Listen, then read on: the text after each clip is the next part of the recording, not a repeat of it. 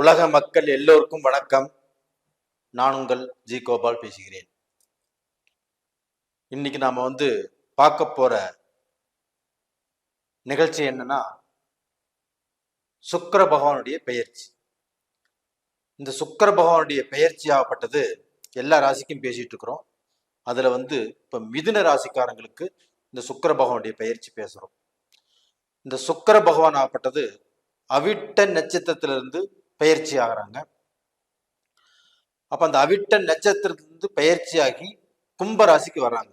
மகரத்திலிருந்து எப்ப வர்றாங்கன்னா மார்ச் மாதம் 8ஆம் தேதி. 8ஆம் தேதி மார்ச் மாதம் பூராவுமே கும்பத்துல இருக்க போறாங்க. அப்ப இந்த காலபுருஷ தத்துவத்துக்கு 11ஆம் இடத்துல இந்த சுக்கிர பகவான் பெயர்ச்சி ஆகிறாங்க. அப்ப அந்த சுக்கிர பகவான் பெயர்ச்சி ஆவது சனி பகவானுடைய வீட்டுல. அப்ப அந்த சனி பகவானும் சுக்கிர பகவானும் அதி நட்பு கிரகங்கள். அப்ப இந்த நட்பு கிரகங்கள் ஒன்று சேருவதால், அங்கு சனியும் ஆட்சியாக இருப்பதால், இந்த மிதுன ராசிக்காரங்களுக்கு எந்த விதமான பலனை உருவாக்கி கொடுக்க போகிறது, இதைத்தான் இப்ப நாம பார்க்கிறோம். மிதுன ராசி. மிதுன ராசினாவே மிதுன ராசிக்கு அதிபதி புதன் பகவான். அப்ப இந்த புதன் பகவான் அப்படின்னாவே ஒரு கலையான ராசி. அவர் பேச்சுல எப்பவுமே நகைச்சுவை இருக்கும். ரொம்ப அன்பானவங்க, ரொம்ப எளிமையானவங்க, எல்லாத்துடைய பாசத்துக்கும் கட்டுப்பட்டவங்க. அது மட்டும் இல்லைங்க, இவங்க பார்க்க போனா படிக்காத மேதைகள் சொல்லலாம். படிச்சு 2 டிகிரியில 3 டிகிரியில 4 டிகிரியில எத்தனை டிகிரி வேணாலும் படிக்கக்கூடிய அளவுக்கு அந்த வல்லமை படைத்தவர்கள். அந்த படித்தாலும் அந்த ஞாபக சக்தி ரொம்ப அக்யூரேட்டா நல்லா இருக்கும். அது மட்டும் இல்ல, இப்போ உலகத்துல பல்வேறு இடத்துல ஐடிலையும் முக்கியமான துறைகள்லையும் பரவி கிடக்கிறது இந்த மிதுன ராசியில பிறந்தவங்க தான். அப்படிப்பட்டவர்களுக்கு இந்த சுக்கிர பகவானுடைய பயிற்சி 11ஆம் இடத்துல லாபஸ்தானத்துல வந்ததுனால என்ன செய்யும் அப்படிங்கிறத பார்க்க போறோம். இந்த சுக்கிர பகவான் அப்படிங்கிறது இவங்களுடைய ராசிக்கு 5ஆம் இடத்து அதிபதி. நல்லா தெரிஞ்சுக்கோங்க, சுக்கிர பகவான் இவங்களுடைய ராசிக்கு 5ஆம் இடத்து அதிபதி. 5ஆம் இடம் அப்படின்னாவே ஒருத்தருடைய பெயர், புகழ், அவங்களுடைய கீர்த்தி. அப்ப இவங்களுக்கு உள்ள இருக்கக்கூடிய திறமைகளுக்கு வாய்ப்பு கிடைக்கும். அந்த திறமைகள்னால இவங்க சிறப்பான இடத்துக்கு போகக்கூடிய வாய்ப்புகள் இருக்குது. அப்ப இவங்களுக்கு மேலிடத்துல இருந்து இவங்களை தேடி வாய்ப்புகள் கொடுப்பாங்க. அப்ப அந்த வாய்ப்புகள் மூலியமாக இவங்களுடைய வாழ்க்கை, இவங்களுடைய தலையெழுத்தே மாறக்கூடிய நேரம் வந்தாச்சு. அப்ப மிதுன ராசிக்காரங்களுடைய வாழ்க்கையில கடந்த காலங்கள்ல அவங்க பட்ட கஷ்டத்துக்கு அளவே இல்லைன்னு சொல்லலாம். அவங்க விட்ட கண்ணீருக்கும் அளவே இல்லைன்னு சொல்லலாம். அப்ப டோட்டலா பாத்தீங்கன்னா அந்த குரு பகவானும் 11ஆம் இடத்துல இருந்து ராகுவோடு இணைஞ்சு இருந்ததுனால அந்த குரு பகவானுடைய அந்த பலனும் கிடைக்காம போயிருச்சு.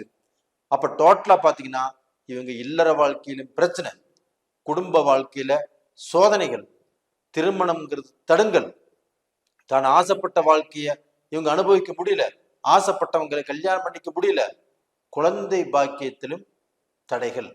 அப்போ இவங்களுக்கு புத்திர பாக்கியமும் இவங்க நினைச்ச நேரத்துல கல்யாணம் பண்ணி 3 வருஷம் 5 வருஷம் 7 வருஷம் ஆச்சு, எனக்கு குழந்தை பாக்கியம் இல்லையே அப்படிங்கிற வேதனையில நிறைய பேர் வாழ்ந்துட்டு இருக்கிறீங்க. அதே சமயத்துல மிதுன ராசியில பிறந்தவங்களுடைய பெற்றோர்கள் நம்மளுடைய மக்களுக்கு குழந்தை பாக்கியம் இல்லையே, இன்னும் குழந்தை பாக்கியம் கிடைக்கலையே அப்படின்னு அவங்களும் வேதனைப்பட்டு இருக்கிறாங்க. அப்ப நீங்க கும்பிடாத சாமி இல்லை, போகாத கோயில் இல்லை, செய்யாத பரிகாரம் இல்லை, எல்லாமே செஞ்சு பலன் கிடைக்கவில்லை. அதே சமயத்துல உங்களுக்கு திருமண பாக்கியமும் நீங்க கண்டிப்பா உங்களுக்கு நல்லபடியாக அமையல. அப்படிப்பட்டவருக்கு இந்த காலகட்டத்தில் சுக்கிர பகவான் அப்படிங்கிறது தான் ஒரு மனிதனுடைய எல்லா விதமான ஆசைகளுக்கும் காரகன். அது மட்டும் இல்லாமல் உங்களுக்கு வாழ்க்கையில ஒரு நல்லது நடக்கணும், உங்களுக்கு வாழ்க்கை அமையணும், உங்க வீட்டுல சுபகாரியங்கள் நடக்கணும் அப்படின்னா அதற்கு சிறப்பான கிரகமே சுக்கிர பகவான் தான். அந்த சுக்கிர பகவான் உங்களுக்கு கோல்சார பிரகாரம் காலபுருஷ தத்துவத்துல 11ஆம் இடத்துல இருக்கிறாங்க. அது போக உங்களுடைய ராசிக்கு 9ஆம் இடத்துல அந்த சுக்கிர பகவான் ஆகப்பட்டது பெயர்ச்சி ஆகி ஸ்ட்ராங்காக உட்கார்ந்துருக்கிறாங்க. ஸ்ட்ராங்காக யாரோட உட்கார்ந்துருக்கிறாங்க? அவங்களுடைய அதிநட்பு கிரகமான சனி பகவானோடு இணைஞ்சிருக்கிறாங்க. அப்ப அந்த சனி பகவானோடு இணைஞ்சிருக்கக்கூடிய இந்த காலகட்டத்துல அவங்களுடைய வாழ்க்கையில கண்டிப்பாக நல்ல அந்தஸ்துக்கு வரக்கூடிய வாய்ப்புகள் இந்த பீரியட்ல அந்த சுக்கிர பகவான் தேடி கொடுப்பார். அப்ப டோட்டலா பாத்தீங்கன்னா நீங்க இப்ப பாக்குறது கோல்சார பலன். அப்ப இந்த கோல்சார பலனை முழுசாக நம்பாமல் ஒரு 30% எடுத்துக்கலாம். மீதி பலனாகப்பட்டது உங்களுடைய விதி ஜாதகம். அப்ப அந்த விதி ஜாதகம்னா நீங்க பிறக்கும் போது எழுதப்பட்ட அந்த ஜாதகம். அந்த ஜாதகத்துல நடக்கக்கூடிய தசா புத்திகள் தான் உங்களை வழி நடத்தும். அப்போ விதி மதி கதி அப்படின்னு சொல்லுவாங்க. அப்ப அந்த ஜாதகத்துல நடக்கக்கூடிய தசை புத்தி இதைதான் நீங்க மெயினா எடுத்துக்கணும். அப்போ உங்களுடைய ஜென்ம ஜாதகத்துல பாருங்க, உங்களுக்கு நடக்கக்கூடிய தசை புத்தி உங்களுக்கு சாதகமாக இருக்கிறதா இல்ல பாதகமாக இருக்கிறதா, நம்மளுக்கு நன்மை செய்யுதா தீமை செய்யுதா, அப்ப இந்த நேரத்தில் நம்ம எதை செய்யணும் எதை செய்யக்கூடாது அப்படிங்கிறத அந்த ஜாதகம் தான் நம்மளுக்கு சொல்லும். அதை ஃபாலோ பண்ணினாவே கண்டிப்பாக நீங்க நல்லா இருப்பீங்க. அது போக பாத்தீங்கன்னா இந்த சுக்கிர பகவான் ஆகப்பட்டது மிதுன ராசிக்காரங்களுக்கு 9ஆம் இடத்துல இருக்கிறதுனால அந்த 9ஆம் இடத்துல இருந்து மிகப்பெரிய பாக்கியத்தை உங்களுக்கு அள்ளி கொடுக்க போறாரு. அப்ப அந்த பாக்கியம் அப்படின்னு என்ன, நான் இன்னைக்கு வரைக்கும் எவ்வளவு கஷ்டம்தான் பட்டுட்டு இருக்கிறேன், எனக்கு வாழ்க்கையில எதுவுமே நல்லது நடக்காதா, நல்லதை அனுபவிக்க நான் பிறக்கலையா, என்னுடைய வாழ்க்கை ஒரு சாபத்தீடா இப்படின்னு கேள்வி கேட்ட உங்களுக்கு இந்த சுக்கிர பகவான் 9ஆம் இடத்துக்கு உங்களுக்கு பாக்கியத்தை அள்ளி தரப்போகிறார். அப்போ நான் எதுக்குமே லாக்கி இல்லை, நான் வாழ்வதை விட சாவதே மேல் அப்படிங்கிற முடிவுக்கு வந்த உங்களுக்கு இந்த சுக்கிர பகவானுடைய பயிற்சியாகப்பட்டது உங்களுக்கு சுக்கிர பலத்தை கொடுத்து நீங்க வாழ்க்கையில எதை எதை இழந்தீர்களோ, வாழ்க்கையில எது எது உங்களுக்கு கிடைக்கலையோ, எது எதுக்கு ஆசைப்பட்டு உங்களுக்கு நடக்கலையோ, அந்த எல்லா விஷயத்தையும் இந்த சுக்கிர பகவான் ஆகப்பட்டது உங்களுக்கு கொடுப்பாரு. அப்ப அந்த கிடைக்கிறது ஷார்ட் பீரியடாக இருந்தா கூட உங்களுடைய ஆசைகள், இதற்கு முன்னாடி நீங்க ஆசைப்பட்ட விஷயங்கள், இது எல்லாத்தையுமே இந்த பீரியட்ல உங்களுடைய ஆசைகள் ஆகப்பட்டது நிறைவேறக்கூடிய அளவுக்கு இவர் வழி வகுத்து விட்டுருவாரு சுக்கிர பகவான். அப்ப அந்த சுக்கிர பகவானுடைய அனுகிரகத்துல கண்டிப்பா நீங்க நல்லா இருப்பீங்க. இது போக பாத்தீங்கன்னா உங்களுக்கு அந்த 10ஆம் இடத்துல ராகு பகவானும் மேடத்துல இருக்கிறாங்க, 11ஆம் இடத்துல குரு பகவானும் நல்லா இருக்கிறாங்க. இப்போ அப்ப அந்த குரு பகவான் இப்போ யாருடைய தொந்தரவும் இல்லாமல் 11ஆம் இடத்துல அருமையா இருக்கிறாங்க. அப்ப அந்த 11ஆம் இடத்துல இருக்கக்கூடிய அந்த குரு பகவான் ஆகப்பட்டது உங்களுக்கு குரு பலனை கொடுப்பாரு, புத்திர பாக்கியத்தை கொடுப்பாரு, புத்திர செல்வத்தை கொடுப்பாரு, திருமண யோகத்தை கொடுப்பாரு. அது மட்டும் இல்லைங்க, 11ஆம் இடத்துல குரு இருக்கிறதுனால நீங்கள் தூர பிரயாணம் சென்று அங்கு உங்களுடைய வாழ்க்கையை ஆரம்பிப்பதற்குண்டான வாய்ப்புகளை அள்ளி கொடுப்பாரு. அந்த இடத்துல போய் எல்லாமே சாதிப்பதற்குண்டான வாய்ப்புகளை கொடுப்பாரு. எந்த ஒரு குறையுமே இல்லை. அப்ப இந்த ராகு பகவான் ஆகப்பட்டது இன்னைக்கு 10ஆம் இடத்துல இருக்கிறாங்கன்னா தொழில் பலம். அப்போ நீங்க செய்யக்கூடிய தொழிலுக்கு பக்க பலமாக இருக்கும் அந்த ராகுடைய அனுகிரகம். அப்ப டோட்டலா பாத்தீங்கன்னா நீங்க மிருகசீரிட நட்சத்திரம், திருவாதிரை நட்சத்திரம், புனர்பூச நட்சத்திரத்துல பிறந்திருக்கிறீங்க. இந்த மிருகசீரிட நட்சத்திரத்துல பிறந்த உங்களுக்கு செவ்வாயுடைய ஆதிக்கம். அந்த செவ்வாய் அப்படின்னாவே ஒரு வேகமான கிரகம், ஒரு வைராக்கியமான கிரகம், தான் திட்டம் போட்டாலும் எதையுமே சாதிக்கக்கூடிய கிரகம். அப்படிப்பட்ட அந்த செவ்வாய்க்கு பார்க்க போனா கடந்த காலத்துல இந்த மிருக சிறுச நட்சத்திரத்தில் பிறந்தவங்களாப்பட்டது கொஞ்சம் சோதனையான வாழ்க்கை தான் வாழ்ந்தீங்க, ஒரு வேதனையான வாழ்க்கை தான் வாழ்ந்தீங்க. அந்த வேதனையிலிருந்து சோதனையிலிருந்து விடுபட்டு இப்ப நீங்க எடுக்கக்கூடிய காரியங்கள், தொழில், பிசினஸ், வேலை, இந்த விஷயத்துல இந்த பீரியட்ல ஒரு சக்சஸை கொடுக்கும். கண்டிப்பாக நீங்க எதிர்பார்க்கலாம். அடுத்தது பாத்தீங்கன்னா திருவாதிரை நட்சத்திரம். திருவாதிரை நட்சத்திரம் ஆகப்பட்டது ராகுடைய நட்சத்திரம். அப்ப அந்த திருவாதிரை நட்சத்திரம்னா எதற்கும் பயப்படாத நட்சத்திரம். எது வந்தாலும் நான் பாத்துக்கிறேன், என்னால முடியும், இதுதான் கஷ்டமா, இதுக்கு மேல கஷ்டம் வருமா, வந்தது வரட்டும், வெந்தது சாப்பிடலாம் அப்படின்னு ஸ்ட்ராங்காக இருக்கக்கூடிய அந்த திருவாதிரை நட்சத்திரம்.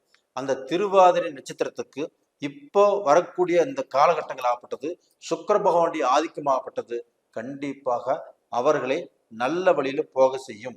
வெளிநாடு போகக்கூடிய அளவுக்கு வாய்ப்புகள் உருவாகும். வெளிநாட்டுல பிஆர் ஆகணும், அங்க நான் சிட்டிசன் ஆகணும் அப்படின்னு முயற்சி பண்ணினாலும் இந்த காலகட்டத்துல கண்டிப்பாக நடக்கும். அவங்களுக்கு தொழில் மாற்றங்கள் உருவாகும், இட மாற்றங்கள் உருவாகும். இந்த மாற்றத்தினால அவங்க மனசு சந்தோஷப்படும். அப்ப அவங்களுக்கு தொழில் கிடைக்கும், பிசினஸ் கிடைக்கும், வேலை மாற்றங்கள் கிடைக்கும், நல்ல வாழ்க்கையும் அமையும். இந்த மாதிரி அமைப்பு அந்த திருவாதிரை நட்சத்திரத்துல பிறந்தவங்களுக்கு இருக்குது. இதுக்கு அடுத்ததாகப்பட்டது புனர்பூச நட்சத்திரம், குரு பகவானுடைய நட்சத்திரம். அப்ப அந்த குரு பகவானுடைய நட்சத்திரம் ஆகப்பட்டது இவ்வளவு நாளா சரியில்லை. இப்பதான் அந்த குரு பகவான் 11ஆம் இடத்துல நல்லா இருக்கிறாரு. அந்த இருக்கக்கூடிய ஸ்தானமும் 11ஆம் இடம், அந்த குரு பார்க்கக்கூடிய இடங்களும் சிறப்பா இருக்குது. அப்ப அந்த புனர்பூச நட்சத்திரத்துல பிறந்தவங்க நேர்மையா இருப்பீங்க, பொய் சொல்ல மாட்டீங்க, தெய்வ சிந்தனைகள் ஜாஸ்தியா இருக்கும். இந்த மாதிரி ஒரு நல்ல பாதையில வந்த நீங்க உங்களுக்கு இதுக்கு மேலதான் அந்த குரு பகவானுடைய அனுகிரகம் ஆப்பட்டு கிடைச்சு, அந்த குரு பகவானுடைய அனுகிரகத்தினால நீங்க எடுத்த காரியங்கள்ல கண்டிப்பாக உங்களுடைய சிந்தனை, உங்களுடைய வேலை, உங்களுடைய தொழில், உங்களுடைய அந்த திருமணம் பண்ணிக்கக்கூடிய எண்ணங்கள், குழந்தை பாக்கியங்கள், இது எல்லா விஷயத்திலையும் ஒரு நல்ல மாற்றத்தை உங்களுக்கு உருவாக்கக்கூடிய வாய்ப்புங்கிறது இந்த புனர்பூச நட்சத்திரத்துல பிறந்தவங்களுக்கு கண்டிப்பாக உருவாகும். அப்ப டோட்டலா பாத்தீங்கன்னா மிதுன ராசியில பிறந்தவங்களுக்கு ஒரு நல்ல ஒரு மிகப்பெரிய மாற்றம் வந்தாச்சு. அப்ப இந்த மாற்றத்தினால கண்டிப்பாக உங்களுடைய வாழ்க்கை ஜொலிக்க போகிறது. நீங்க பவரா வர போறீங்க, நீங்க வாழ்க்கையில சாதிக்க போறீங்க. கண்டிப்பாக நேயர்களே, இந்த பதிவு பிடிச்சிருக்குன்னு நினைக்கிறேன். பிடிச்சிருந்தா லைக் பண்ணுங்க, சப்ஸ்கிரைப் பண்ணுங்க, ஆல் அப்படிங்கிற பெல் பட்டனை ப்ரெஸ் பண்ணுங்க. அது போக நீங்க ஜாதகம் பார்க்கணும்னு நினைச்சீங்கன்னா கீழே 2 நம்பர் கொடுத்துருக்குறோம், கால் பண்ணுங்க, வாட்ஸ்அப் பண்ணுங்க. உங்களிடமிருந்து விடைபெறுவது உங்களின் ஜி கோபால். நன்றி, வணக்கம்.